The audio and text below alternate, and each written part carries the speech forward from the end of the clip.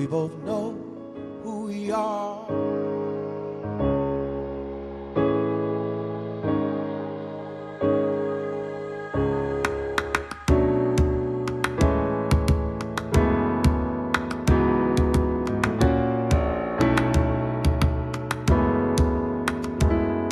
And what we've done with Human Level is given folks who have experience working in business, working in the nonprofit sector, folks who are smart and know how to get things done, have really good relationships within their communities, use that experience, use that knowledge to build better systems in their communities that can be more just, more equitable for all their citizens.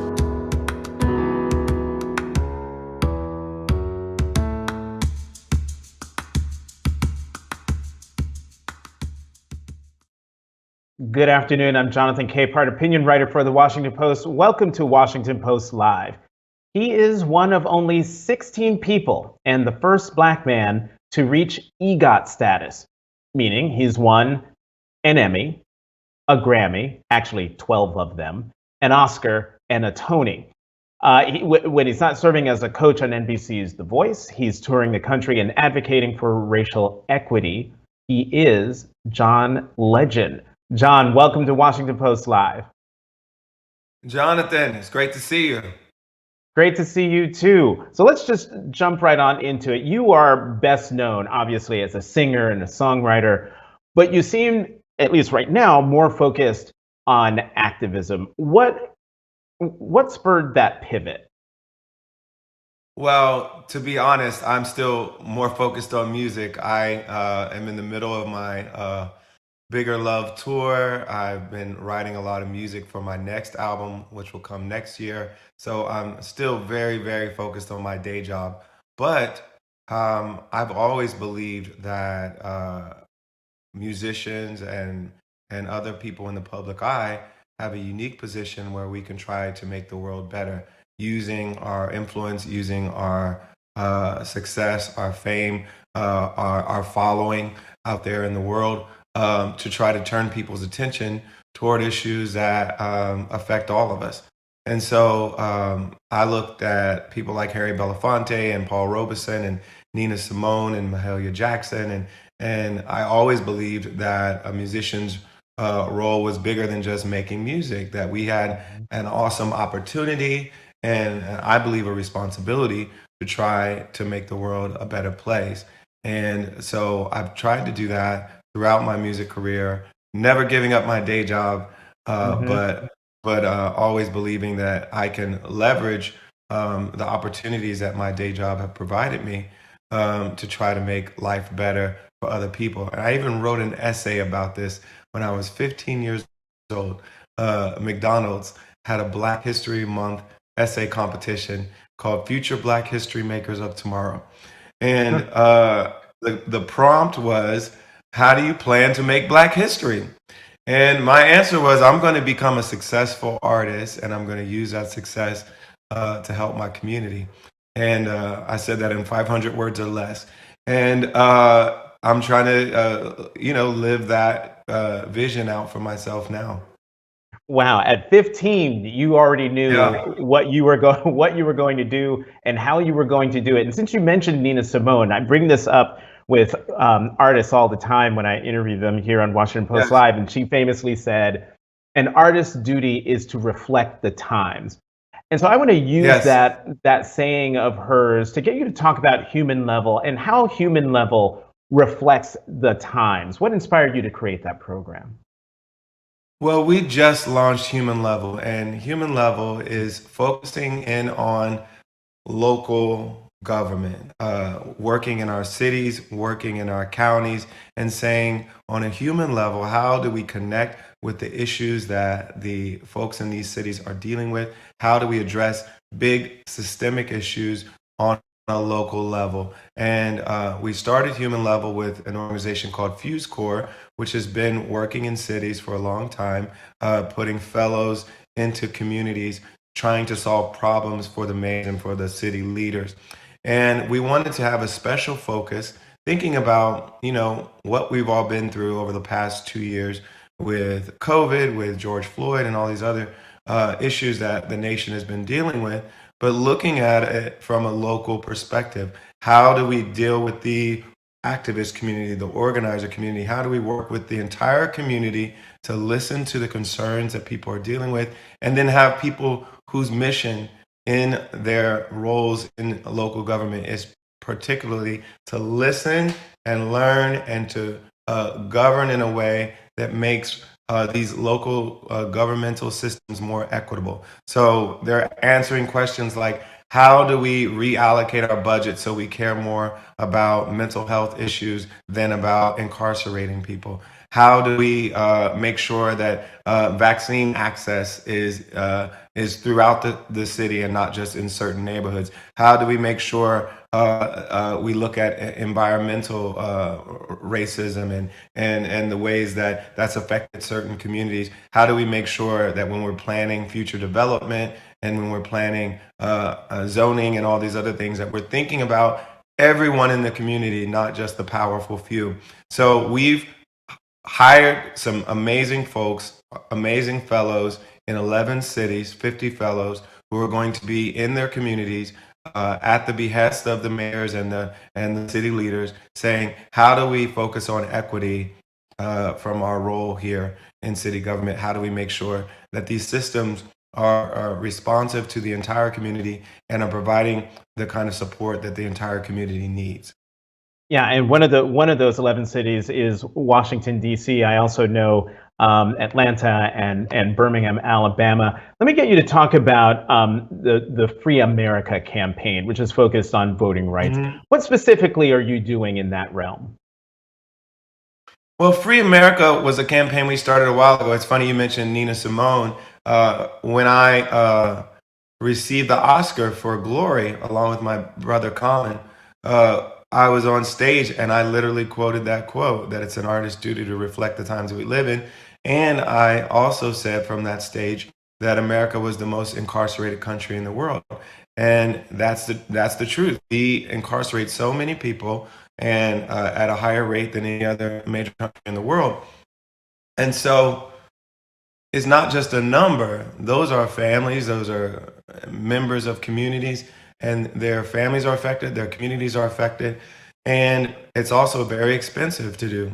And so we decided to found Free America as a campaign where we would, one, listen and learn, go around, visit prisons, visit jails, visit all the stakeholders, and then try to make serious change so that we begin the process of decarcerating, changing the laws, changing the practices. I personally have supported progressive district attorneys whose goal it is to think differently about incarceration and how we use it. And we've, over the last several years, made a lot of headway when it comes to changing policies and procedures that have locked up far too many people in this country. But particularly when you talk about voting rights, we've also focused on making sure that people who are incarcerated and formerly incarcerated are able to have a voice in our elections. In Florida, we helped pass Amendment 4, which made it possible for over 1 million people who had felony convictions to be able to get their right to vote back. And we've been working throughout the country on voting rights legislation in various states who had restrictive rules around people who had felony convictions. And we're trying to include these folks in our franchise to make sure that everyone has their voices heard in their local elections, their national elections. We're all represented by the people that we elect, and we're all affected by the decisions they make. And so we believe everyone should have a right to vote and have a say in those elections, even if they've made a mistake, even if they've been convicted of a crime.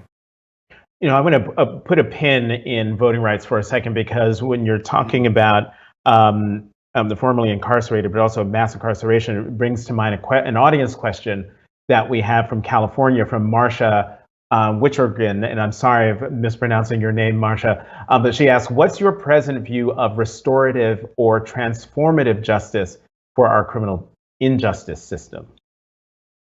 Well, I believe that it's important. I believe we've seen pilot programs throughout the country where folks are considering alternatives to prison and jail. And as I said before, we lock up far too many people, and it really doesn't solve the underlying issues. It doesn't solve the issues that drove people to crime in the first place. It doesn't heal them or make them whole. It doesn't even heal or make the survivors of crime whole. So we need to think about different ways to address when people harm each other. How do we deal with that? How do we bring about a system that is restorative and healing for the entire community, and one that focuses on the long-term health of the community? I think locking so many people up has been so bad for too many communities, and we need to think of alternative ways to deal with harm in the future. So now let's talk about voting, because here in Washington, there's been an effort to try to do something on a national level to protect the voting rights of citizens on a nationwide basis, and yet nothing has happened. How disappointed are you that nothing has happened at the national level? I'm so disappointed. I'm so disappointed that the filibuster, which is not in our Constitution, is not a law that was dreamt up by our founding fathers. It's just a practice that has evolved over the years, and it is what is getting in the way of us passing voting rights in a way that is really accessible to everybody in our country. And we have to understand that the enemies of voting rights are on the march. All across the country, in states all across the country, they're finding every which way they can to intimidate, to suppress, to make it difficult for people to vote. And we're letting the filibuster get in the way of us defending those rights. And if we don't defend those rights now, who knows what our next elections are going to look like? They're going to try to find ways to override the will of the people if they don't like the results of the election. They're trying to get new secretaries of state and allowing legislatures to override the will of the people. They're finding all these ways to suppress and quiet the will of the people, and we're not doing anything about it. People who believe in voting rights need to take an aggressive position in defending voting rights, and that includes getting rid of the filibuster. Let me get you on police reform. Another bill, well, it's not even a bill. It passed the House. The George Floyd Justice and Policing Act passed the House, but then it goes over to the Senate, where negotiations died mid-last month, mid-September. How disappointed are you that the George Floyd Justice and Policing Act hasn't become law of the land? I am not that disappointed because I didn't expect it to pass. I believe that anything that they would pass on a federal level that would get enough Senate votes wasn't going to be very useful anyway. And secondly, I believe that most of the action when it comes to policing is on a local level. And that's why we care so much about HUMANLEVEL and all the things that we're doing on a local level, because budgets are being set on a local level. So many other decisions about policing, negotiations with the unions, all those things are usually happening on a local level. And so that's why we care so much about HUMANLEVEL and trying to make sure we have voices for equity, voices for the community in city government, because we know that so much of what's going to affect people's lives is going to be decided by their mayor, their city council, their police chief, all these folks who are local officials who are going to make important decisions that affect so many people's lives. That's why I get involved in district attorney elections. All these things have much more impact on a local level than anything they would pass federally. I have to say, not only did you surprise me by that answer, but you actually screwed my head back on straight, because you're right. Most of the big decisions are made at the local level. So thank you for that. But I asked you about voting. Well, it's interesting because, there was a lot of controversy around people talking about defund the police last year. But all this is a conversation around budgets. And these budgets are set on a local level. And so when you're saying well, what are our priorities when we have a certain finite amount of money to spend? How do we spend it? And we want voices in the room that are saying, why don't we spend it on this and not that? And that will include, I think, taking some of the budget away from policing and putting it into mental health, taking some of the money away from jailing people, putting it into other investments that could make it so that we'd have lower crime and a healthier community, a safer community all around. So these are the kinds of things we want to have a voice in, and we want to have people with an eye toward equity and a sensibility toward equity to have a voice in their local communities. And that's why we founded HUMANLEVEL.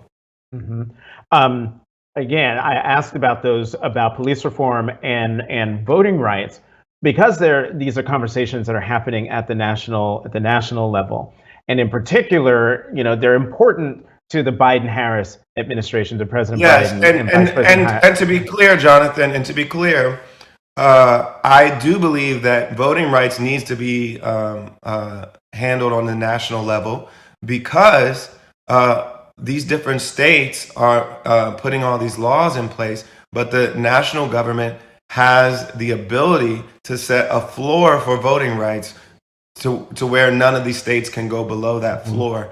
And I believe that the voting rights legislation that the federal government is trying to pursue is really important for that, and could do a lot to make sure that the states don't go below that floor. But when it comes to criminal justice, police reform, I do believe most of the action is local and state, and that's why we founded HUMANLEVEL. That's one of the reasons we founded HUMANLEVEL, because we believe that those decisions are being made at that level, and that's where the impact would be. How disappointed are you when it comes to voting rights? Well, let me rephrase the question. Has the White House done enough, in your view, to protect voting rights at the national level?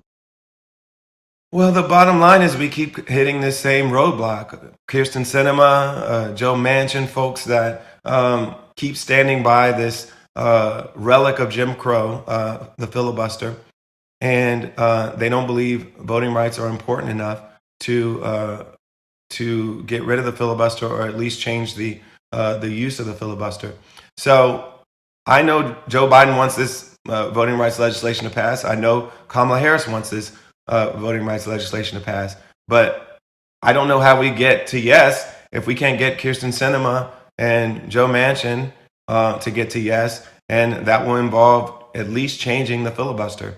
And they have to believe it's important enough to do that. And clearly they don't believe that yet. And the they you're talking about are Senators Sinema and Manchin. These outstanding senators that we're waiting on to believe that voting rights are important enough to get rid of this Jim Crow relic, the filibuster. Vice President Harris has been charged with protecting the right to vote, to safeguard the right to vote. Have you had a conversation with the vice president about these issues? Not since she's been elected. Well, not since the inauguration. That was the last time I saw her. But we're going to continue to talk to senators, talk to the White House, and do whatever we can. We're all on the same team when it comes to what we want to accomplish with voting rights. But obviously, there are roadblocks, and we've got to figure out how to get through them. I could talk to you about politics all day, but I want to talk about your music. So you mentioned earlier that you're working on another album. You released an album last year, which you mentioned, called Bigger Love. You're in the middle of that tour right now. The songs are written prior to the pandemic. Why did you wait to share this project? Well, the Bigger Love album came out in June of 2020, right in the height of people quarantining, and we also had just had the George Floyd murder, and there was just so much going on in the world. But I had so much music that I wanted to give to the world. I had worked on it most of 2019 and early 2020, and I believed that it was ready for the world. And that it could be uplifting and inspiring for people who were going through a lot during that time. And so I put it out back in June of 2020, on Juneteenth actually. And I really am proud of the body of work that we created. But it was so weird putting all that out and then not being able to tour. And finally, with the vaccines being available to everyone in the country, and with, 3/4 of the nation already being vaccinated, we felt like now was the time when we felt safe and that it was safe for our fans to come to a show. And so we're finally on tour. We're coming to DC very soon, and we're having a great time out there. It's so fun. It's just a love fest, a night full of connection and positive energy, and people have been having such a great time on the tour, and I'm personally having a great time myself. Well, John, I mean, you could say that about any of your concerts pre-pandemic. That is joy and love and optimism. But I'm wondering, in the post-pandemic era, is the joy sort of off the charts? Like, how do you feel the change in the audience, if at all, pre-pandemic versus post-pandemic? Well, I think the atmosphere is celebratory, and we set the tone as soon as we get out there and start the show. And I don't know. It's hard for me to compare now versus several years ago, the last time I toured.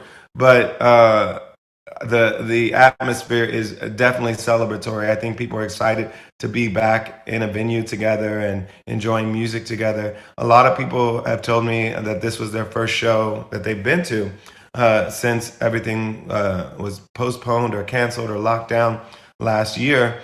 And so I think people feel good being in a room together. They're still, need to take precautions. We say you shouldn't come to the show if you're not vaccinated. Some cities are requiring vaccinations to come to the show. But I'm just saying, on a personal level, you shouldn't get in a crowd, particularly on any indoor venues, without being vaccinated. And we suggest everyone is safe and takes the necessary precautions. But if you do that, you can go out and enjoy yourself and feel good about it. And we're celebrating together. I have another audience question for you. This comes from Eileen Brown in Connecticut. She asks, in your opinion, does uplifting music spur activism in ordinary people? You see what you did there, Eileen. I always love an ordinary people pun. It never fails. But I believe that it's a kind of a symbiotic relationship between activism and activists and artists, because I think we as artists are all inspired by the activists. The messages that they're putting out there, I think, inspired a lot of artists to create different music and put different messages out in their music.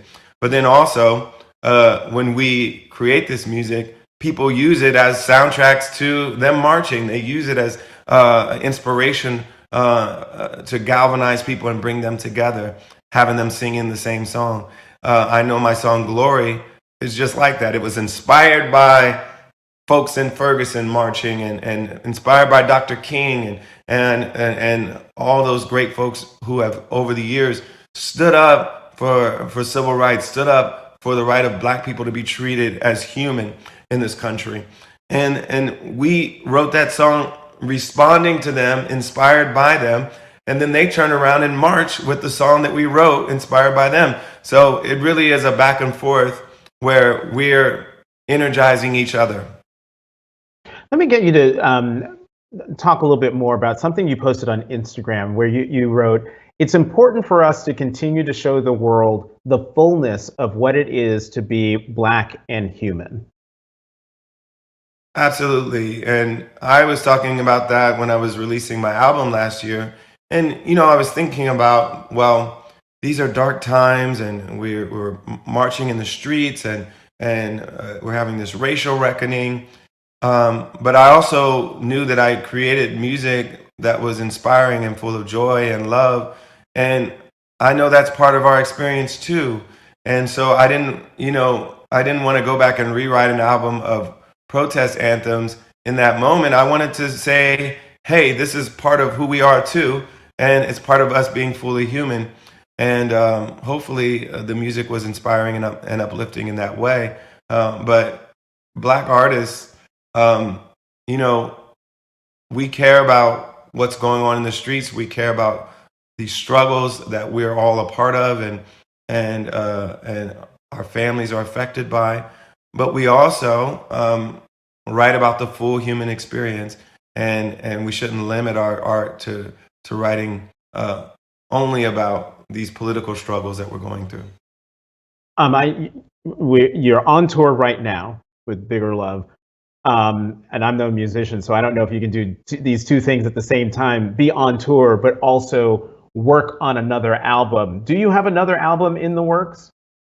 Well, I spent a lot of the earlier part of this year working on the next album, and I don't know when that's going to come out. We're not finished with it yet, but I've been on tour for the past month, and I've taken a break from working on the album since I've been on tour. But as soon as I get done, I'm going to finish the album up, and hopefully we'll put it out sometime next year.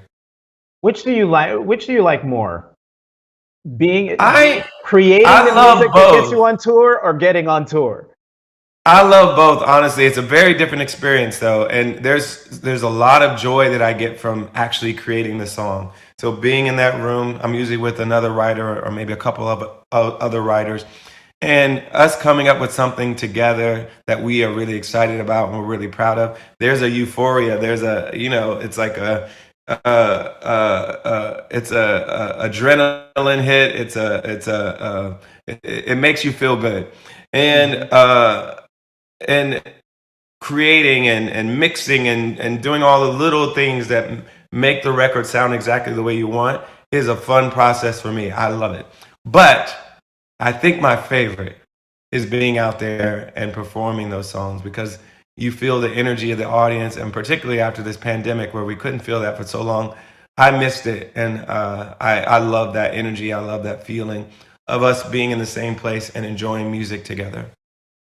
Have you ever, to hone in on sort of you and another writer in a room coming up with a song, putting it together, putting the album together, and you feel really good about it in the studio?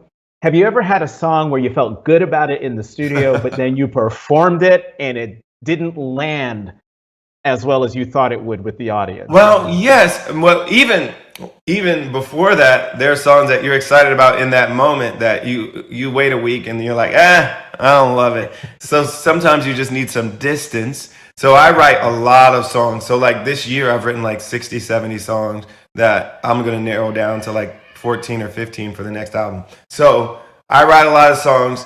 I'm excited every time I finish one, but clearly some of those songs aren't even going to make the album, so they kind of fall in my estimation after a while. And then secondly, some songs don't work as well live. They just don't feel right live, but they may make a good record, but they may not sound great live. Put those songs that don't make it into the vault. Those could be the lost tapes. Yes. For generations. Yes, we'll always have the lost tapes. Right. I'll be like Tupac after I pass. I'll have many releases. One last question for you in the couple minutes that we have left, because you got a lot of jobs. One of them being a coach on NBC's The Voice. Real fast, who do you think will be your biggest competition this season? Well, of course, we're all afraid of Ariana Grande. She is phenomenal as an artist, and she's a really great coach, and she has a massive fan base. And if she's able to deploy them on our voice app to vote, then we're in trouble. John Legend, we're going to have to leave it there. We are out of time. Thank you for coming to Washington Post Live, and I hope one day you'll come on my Sunday show so we can keep talking politics. Absolutely, Jonathan. Thank you for all that you're doing, and it's great talking to you. You too. Have a good weekend. And thank you for tuning in. To check out our upcoming interviews, head to WashingtonPostLive.com to find out more information and to register. Once again, I'm Jonathan Capehart, opinion writer for The Washington Post. Thank you for watching Washington Post Live.